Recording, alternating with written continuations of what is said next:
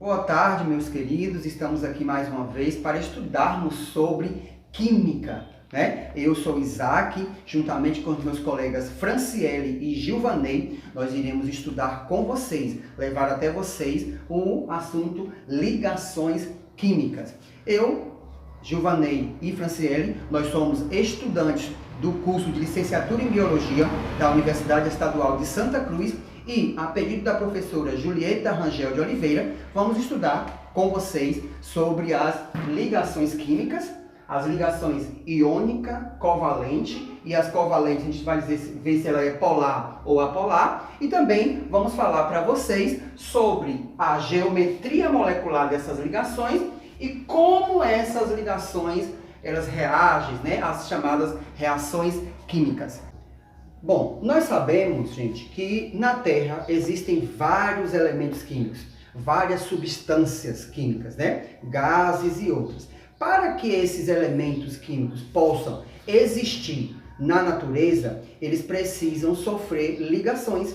Então, elas são chamadas ligações químicas, que é o que nós estamos estudando agora. Então, observe, é tão verdade isso que a maioria desses elementos, eles sofrem essa ligação e precisam estar ligados. Um exemplo claro, por exemplo, aqui, se nós formos observar a água, H2O, nós temos a ligação entre dois elementos de hidrogênio, duas moléculas de hidrogênio e uma molécula de oxigênio.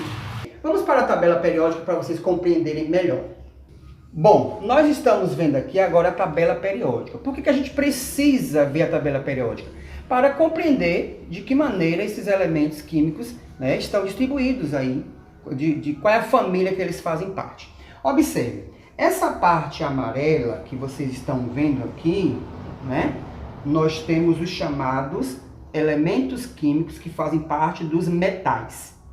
Tá? Nessa parte aqui, que nós estamos vendo numa cor mais rosada, né, digamos assim, vocês estão vendo semimetais, que fazem parte também dos metais. E essa parte mais rosada, forte, são os ametais. E aqui, em azul, nós estamos vendo os gases nobres, que eles fazem parte da família 8A. Eles já possuem 8 elétrons na camada de valência, com exceção do gás hélio, que está aqui, que ele na sua camada de valência já se mantém estável apenas com 2 elétrons. E os metais e os ametais, para conseguir a estabilidade, se manterem estáveis, também precisam chegar a 8 elétrons, que é a regra do octeto. Mas também nós precisamos lembrar a família de cada um, né? Nessa primeira linha aqui que vocês estão vendo, nessa primeira coluna, nós temos todos os elementos químicos da família 1A. Aqui nós temos os da família 2A. Aqui nós temos da família 3A, 4A, 5A, 6A, 7A e 8A, que são os gases nobres. Vamos falar primeiro da ligação iônica. O que seriam as ligações iônicas? Se nós observarmos aqui, a ligação iônica vai acontecer uma atração, uma interação entre os íons com cargas elétricas positiva ou negativa, que nós já estudamos. Então, a gente vai perceber o quê? Que vai acontecer uma transferência de elétrons entre esses elementos. A ligação iônica vai ocorrer entre o metal mais o ametal, ou seja, todos os elementos químicos metais e todos os elementos químicos ametais. E também pode ocorrer com o metal mais o hidrogênio, que quase não acontece, mas também pode acontecer. Os metais, eles vão perder elétrons. Se eles perdem elétrons, então, eles vão ser eletropositivos. Enquanto os ametais irão ganhar elétrons. E se eles ganham elétrons, eles serão eletronegativos. E os metais que perdem elétrons, eles são chamados de cátion. Né? Olha aqui, representado pelo positivo mais íon. E os ametais, quando ganham elétrons, eles são chamados de ânion, representado aqui pelo sinal negativo. Bom, e para entendermos melhor, vamos ver aqui nos exemplos como acontece a ligação iônica. Observe que nós vamos ver aqui uma ligação entre o sódio e o bromo. Se o bromo, para chegar na camada de valência, a regra de octeto, 8, ele precisa de 1 elétron. E aqui o sódio tem 1. Então ele vai doar esse elemento, o sódio vai doar esse elétron para o bromo. E aí, doando esse elemento para o bromo, eu vou pegar esse elétron daqui e vou trazer para aqui. Então aqui ele vai ficar com 8. Então se ele perdeu, ó, observe que ele perdeu. Se ele perdeu, ele doou para o bromo, então ele fica positivo, mais 1. E o bromo que ganhou um elétron do sódio fica negativo, menos 1. Os dois juntos formam uma ligação iônica. E a representação é NaBr, porque todos dois têm um elétron aí representado. Vamos entender agora outro tipo de ligação, que é a ligação covalente. O que seria a ligação covalente? A ligação covalente é diferente da iônica, que um ganha e outro perde, né, o cátion e ânion. A ligação covalente, os elétrons vão ser compartilhados, os elementos vão compartilhar os elétrons. Então, observe, não perde e nem ganha. E quem que faz esse compartilhamento? Os ametais. Ametal com ametal e também um ametal com hidrogênio e também compostos orgânicos.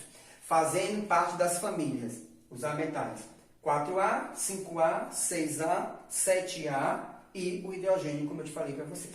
Vamos entender isso melhor. Ligação entre dois átomos de oxigênio. Observe, eu tenho aqui um oxigênio, que faz parte da família 6A, olha aqui, 6 elétrons disponibilizados. E aqui também eu tenho outro, porque são dois átomos de hidrogênio, de oxigênio, melhor dizendo. Aqui também 6, família 6A. Para chegar na regra do octeto, onde todo elemento químico tem que ter 8 elétrons na sua composição, a gente percebe que o oxigênio precisa de mais 2 elétrons. E também o outro oxigênio precisa de mais 2 elétrons. Então, tem como perder? Tem como ganhar? Não tem. Então, eles vão compartilhar. Vão fazer o compartilhamento de um com o outro. Então, aqui eu tenho 2 elétrons e vou compartilhar com esses 2 elétrons aqui. Então, observe, vou pegar aqui, fazer esse compartilhamento. Olha aí, foi compartilhar um com o outro. E se a gente observar, nós vamos ter 1, 2, 3, 4, 5, 6, 7, 8. Conseguiu a regra do octeto. Esse também nós temos 1, 2, 3, 4, 5, 6, 7, 8. Também conseguiu a regra do octeto. Isso é uma ligação covalente. E representando, nós vamos ter aqui uma ligação simples nesse formato. 2 oxigênios com essa ligação. Elas são polares e apolares. Elas são polares quando sobram elétrons no átomo central. Aqui o átomo central é o Cl. No HCl, que é ácido clorídrico, nós temos o hidrogênio, que faz parte da família 1A, e nós temos o cloro, que faz parte da família 7A. Então, representando aqui essa ligação, nós vamos ver o cloro, ele é o átomo central, e temos o hidrogênio, que tem um elétron. Então, para conseguir a estabilidade, se tornar estável, o hidrogênio precisa somente de um átomo, porque ele precisa somente de 2 elétrons, né? Ele se torna estável com 2 elétrons. E o cloro precisa de 8, ficou estável. O hidrogênio, 1, 2, ficou estável. No elemento central, que é o cloro, né? Você vê que sobrou elementos, elétrons, sobrou. Então, ele é um polar. E apolar, nós temos aqui o ciclobutadieno, e ela é apolar quando não sobram elétrons no átomo central. Nós temos aqui, por exemplo, o átomo central, que é o carbono, e nós temos o C4H4. Nós temos 4 elétrons no carbono e 4 elétrons no hidrogênio. Vamos fazer a ligaçãozinha aqui, ó. Aqui, aqui, aqui e aqui. O carbono recebeu de cada um o hidrogênio, então ficou com 8. E o hidrogênio, como só precisa de 2, ficou 1, 2, 1, 2, 1, 2, 1, 2. Então, isso, no elemento central, não sobrou nenhum átomo. Então, se não sobrou nenhum átomo, ela é uma ligação química covalente apolar. Olá, eu me chamo Franciele Oliveira, sou do Polo de Bicuí, Bahia, e vou falar um pouco sobre a geometria molecular. Bom, a geometria molecular estuda a maneira de como os átomos estão distribuídos espacialmente em uma molécula, que é constituída por ligação covalente, podendo assumir várias formas geométricas, dependendo dos átomos que compõem, onde apresentam necessariamente mais de dois átomos. A forma em que esses átomos se dispõem na molécula são baseadas na teoria de repulsão de pares eletrônicos na camada de valência, a qual afirma que os elétrons presentes nas nuvens eletrônicas ao redor de um átomo central repelem-se, alterando o posicionamento dos átomos, determinando assim a sua geometria molecular. As principais geometrias moleculares são a geometria linear, a geometria angular, a trigonal plana, a piramidal, a geometria tetraédrica, a bipiramidal e a geometria octaédrica. A primeira geometria, a linear, ela ocorre quando há uma molécula diatômica, ou seja, dois átomos, ou triatômica, três átomos, na qual o átomo central está ligado diretamente a outros dois átomos. No caso da molécula triatômica, não há nuvem eletrônica não ligante, como por exemplo o iodo, que é o I2, e o disulfeto de carbono, o CS2. A segunda geometria, a angular, ela ocorre quando há moléculas triatômicas, cujo átomo central liga-se diretamente a dois outros átomos. Essa ligação apresenta obrigatoriamente uma ou duas nuvens eletrônicas não ligantes, como por exemplo o H2O, a água. A terceira geometria é a trigonal plana. Ela ocorre quando se tem uma molécula tetratômica, ou seja, são quatro átomos, na qual o átomo central liga-se diretamente a três outros átomos. Nessa estrutura não há nuvem eletrônica não ligante, como por exemplo o triidreto de boro. A quarta geometria é a geometria piramidal. Ela ocorre quando há uma molécula tetratômica, cujo átomo central liga-se diretamente a três outros átomos. Essa estrutura apresenta obrigatoriamente uma nuvem eletrônica não ligante, como por exemplo o hidreto de fósforo, o pH3. Na geometria tetraédrica, ocorre quando há uma molécula pentatômica, composta de 5 átomos, cujo átomo central, que não apresenta nuvem eletrônica não ligante, liga-se diretamente a 4 outros átomos, como por exemplo o tetraidreto de silício, o SiH4. Na geometria bipiramidal, ocorre quando há molécula hexatômica, composta por 6 átomos, cujo átomo central liga-se diretamente a 5 outros átomos. Nesse caso, não há nuvem eletrônica não ligante, como por exemplo o pentraidreto de fósforo, o pH5. E na geometria octaédrica, ocorre quando há moléculas heptatômica, composta por 7 átomos, na qual o átomo central liga-se diretamente a 6 outros átomos. Nesse caso, não há nuvem eletrônica não ligante, como por exemplo o hexafluoreto de enxofre, o SF6. Olá, eu sou Gilvanei, sou do Polo de Bicuí e faço parte do curso de licenciatura em Biologia. E dando continuidade aos nossos estudos, vou falar um pouco sobre reações químicas, né? O que vem a ser essa reação química? Bem, no nosso dia a dia ocorre vários fenômenos químicos, ou reação química. Eu posso citar aqui vários exemplos, mas antes de começar a citar esses exemplos, eu vou dizer mais ou menos o seguinte, que sem essas reações químicas, a vida não existiria, né? Até o universo, nem sequer esse universo existiria. Essa é a verdade. Mas quando eu digo em reações químicas, eu não estou só dizendo no nosso mundo acadêmico. A reação química está em nossa volta, dentro do nosso corpo. Por exemplo, a respiração que você está realizando é um exemplo de um fenômeno químico.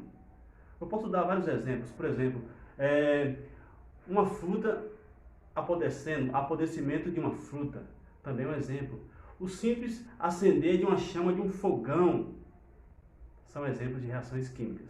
Como vocês podem ver, a reação química está presente no nosso dia a dia, né? Mas, repetindo, mas o que é na verdade essa reação química? O que é preciso para que ela aconteça? A reação química é, na verdade, quando tem um reagente. Esse reagente interage, né? E a partir do reagente nós vamos ter o produto. Por exemplo, eu tenho aqui um isqueiro. A partir do momento que eu aciono o isqueiro, eu começo a ter uma reação química, né? Você pode observar que existe uma energia térmica aqui, né? Uma presença de calor. Ou seja, um novo produto está se transformando aqui. Então, para uma reação química acontecer, é necessário que tenha um reagente, né? O reagente. Essa setinha aqui indica que esse reagente ele vai ser transformado em um produto. Observe aqui no nosso mapa aqui, que nós temos aqui uma substância que a partir do momento que ela passar para cá, ela vai ser transformada em um novo produto, em uma nova substância. Bem, falei um pouco sobre reações químicas, dei alguns exemplos. Disse até que reações químicas é quando novas substâncias são formadas a partir de outras substâncias. Uma linguagem acadêmica promove a mudança na estrutura da matéria. Agora vamos tentar entender um pouco aqui o nosso mapa, né, sobre uma estrutura que nós temos aqui. Aqui nós temos o hidrogênio e o brômio, né? Esse hidrogênio ele vai reagir com o brômio, dando origem a um novo elemento, uma nova substância, que seria o brometo de hidrogênio. Eu disse muito que nós temos aqui os reagentes, temos também o produto, ou seja, aqui nós temos o reagente, que é o hidrogênio e o brômio.